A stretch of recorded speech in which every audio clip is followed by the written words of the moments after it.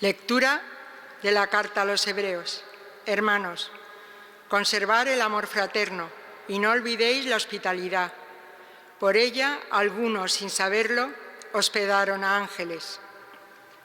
Acordaos de los presos, como si estuvierais presos con ellos, de los que son maltratados, como si estuvierais en su carne. Que todos respeten el matrimonio, el lecho nupcial, que nadie lo mancille, porque a los impuros y adúlteros Dios los juzgará. Vivid sin ansia de dinero, contentándoos con lo que tengáis, pues Él mismo dijo: nunca te dejaré ni te abandonaré. Así tendremos valor para decir: el Señor es mi auxilio, nada temo. ¿Qué podrá hacerme el hombre? Acordaos de vuestros guías que os anunciaron la palabra de Dios. Fijaos en el desenlace de su vida e imitad su fe. Jesucristo es el mismo ayer, hoy y siempre. Palabra de Dios. El Señor es mi luz y mi salvación. El Señor es mi luz y mi salvación. El Señor es mi luz y mi salvación. ¿A quién temeré? El Señor es la defensa de mi vida. ¿Quién me hará temblar? El Señor es mi luz y mi salvación. Si un ejército acampa contra mí, mi corazón no tiembla. Si me declaran la guerra, me siento tranquilo. El Señor es mi luz y mi salvación. Él me protegerá en su tienda el día del peligro. Me esconderá en lo escondido de su morada. Me alzará sobre la roca. El Señor es mi luz y mi salvación. Tu rostro buscaré, Señor. No me escondas tu rostro. No rechaces con ira a tu siervo, que tú eres mi auxilio. No me deseches. El Señor es mi luz y mi salvación. Aleluya, aleluya, aleluya. Bienaventurados los que escuchan la palabra de Dios con un corazón noble y generoso, la guardan y dan fruto con perseverancia. Aleluya, aleluya, aleluya, aleluya.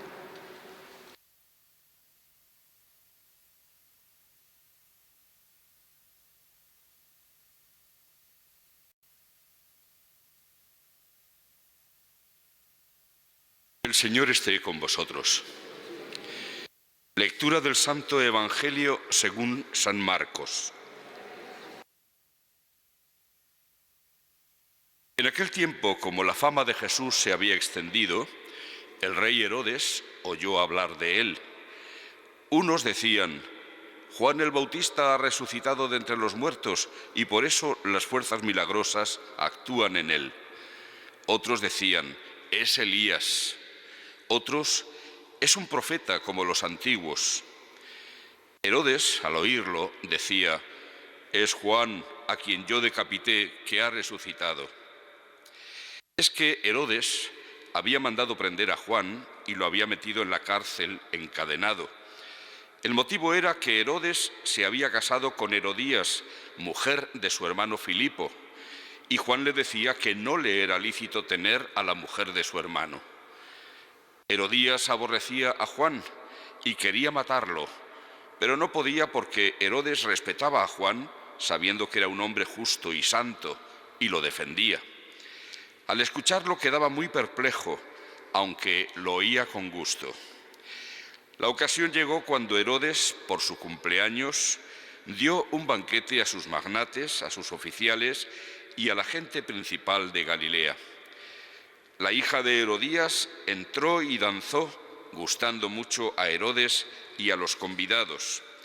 El rey le dijo a la joven: pídeme lo que quieras, que te lo daré. Y le juró: te daré lo que me pidas, aunque sea la mitad de mi reino. Ella salió a preguntarle a su madre: ¿qué le pido? La madre le contestó: la cabeza de Juan el Bautista. Entró ella enseguida a toda prisa, se acercó al rey y le pidió: quiero que ahora mismo me des en una bandeja la cabeza de Juan el Bautista. El rey se puso muy triste, pero por el juramento y los convidados no quiso desairarla. Enseguida le mandó a uno de su guardia que trajese la cabeza de Juan. Fue, lo decapitó en la cárcel, trajo la cabeza en una bandeja y se la entregó a la joven se la entregó a su madre. Al enterarse los discípulos fueron a recoger el cadáver y lo pusieron en un sepulcro. Palabra del Señor.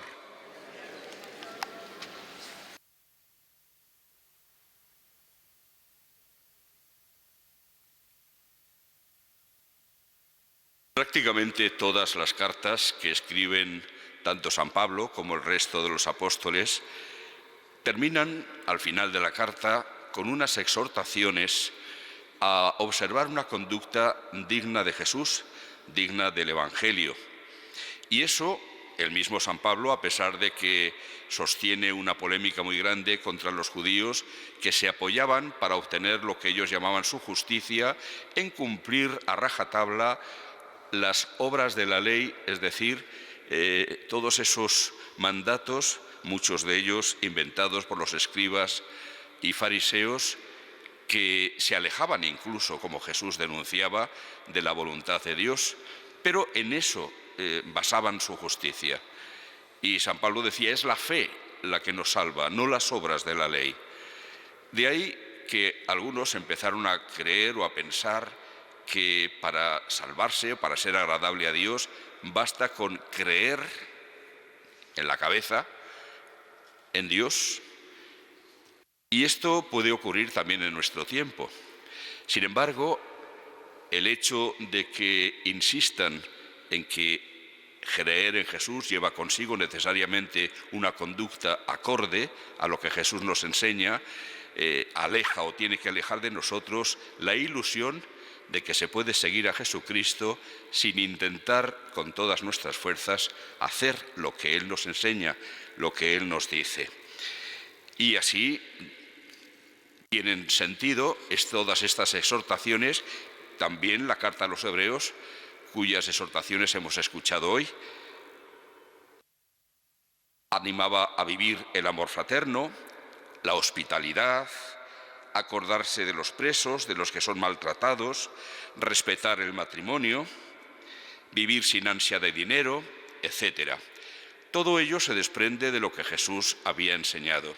Y es que no podemos olvidar que la primera palabra que Jesús dirige en su ministerio público es convertíos, es decir, cambiad de conducta. No podemos dejar a un lado este aspecto fundamental de nuestra vida.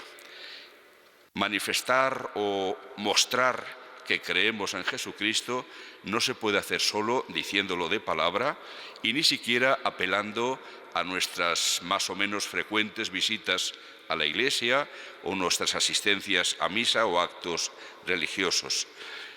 No, hace falta también un cambio de conducta.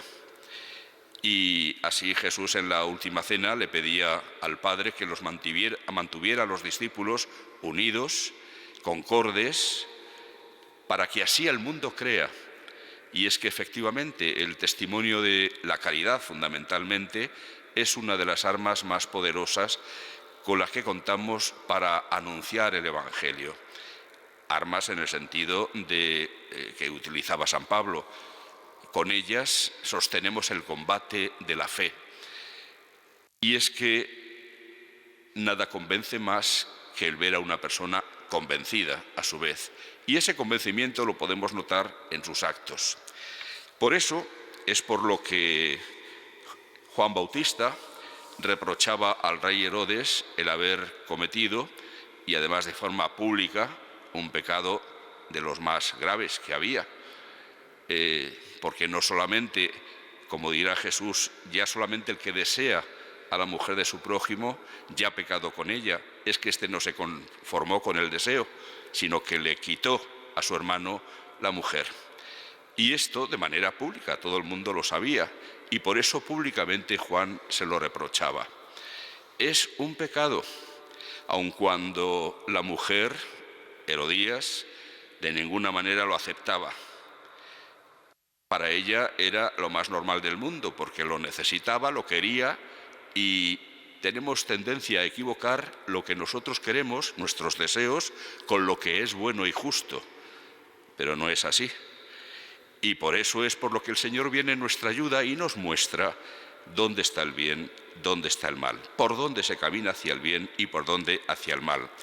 Y en definitiva esta debería ser siempre la motivación fundamental por la que nosotros nos acomodamos a lo que el Señor quiere. O dicho de otra manera, la razón por la que un acto es pecado es, en primer lugar, porque constituye una desobediencia y una falta de confianza en aquel en quien decimos que creemos, pero que en la práctica demostramos que no confiamos en él. Confiamos más en nuestro criterio, en nuestras formas de pensar y de actuar. Por eso siempre el pecado, sea grave, sea leve, siempre es una ofensa a Dios, en primer lugar. Pero es que además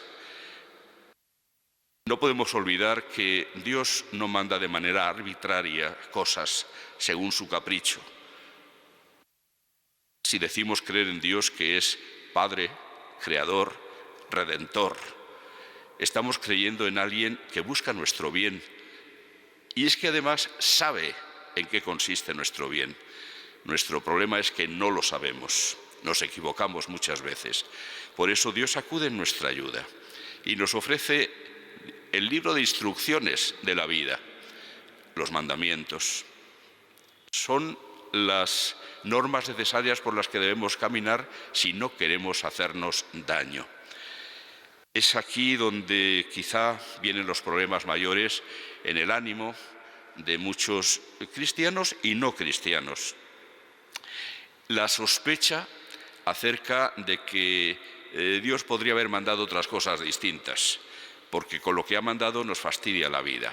De alguna manera se expresa eso en esa frase que tantas veces se escucha: lo que es bueno o hace daño o es pecado.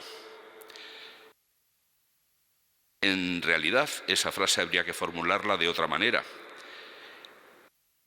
Algunas de las cosas que nosotros deseamos hacen daño. Hacen daño, sea físicamente o sea espiritualmente. Porque hacen daño espiritualmente es por lo que el Señor nos dice: por ahí no.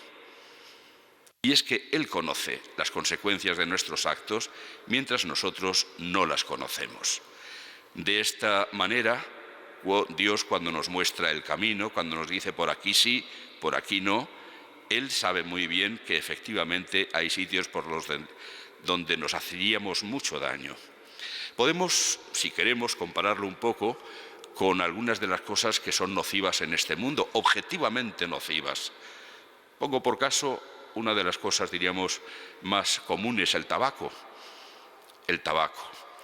Si se prohíbe, evidentemente no es por capricho, es que objetivamente hace daño. El problema está en que como el daño grave no lo hace al fumar un solo cigarrillo, pues no se le da importancia. Entonces ahí quien se fuma un cigarrillo, hombre, no me ha pasado nada.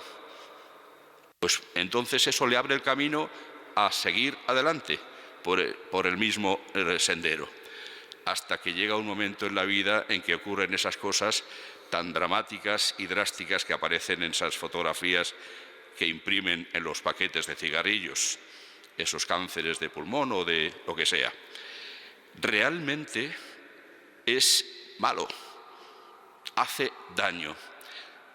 Normalmente es a la larga, pero precisamente por eso lo bueno, el único camino sensato es evitarlo desde el primer momento. Porque si no, luego cuando uno quiere parar, a lo mejor no es tan fácil o ya es tarde. Pues de la misma manera, cuando el Señor nos dice no hagáis esto, es porque hace daño. También aquí tenemos el mismo problema, que muchas veces se infringe la ley del Señor y aparentemente no pasa nada.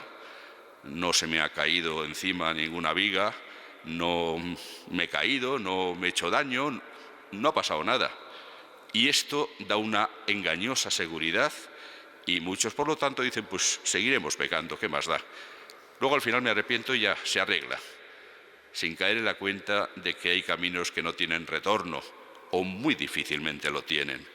Y es que nos va endureciendo el acostumbrarnos a pecar, nos va endureciendo la conciencia, nos va haciendo cada vez menos sensibles a la hora de tener nuestra relación afectiva y efectiva con el Señor. Por eso, pidamos hoy, ante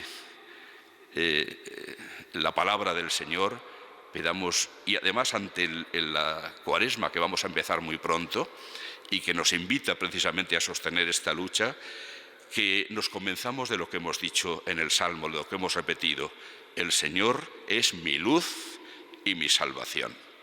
Él me alumbra acerca del bien y del mal, y Él es el que me salva del auténtico mal de mi vida.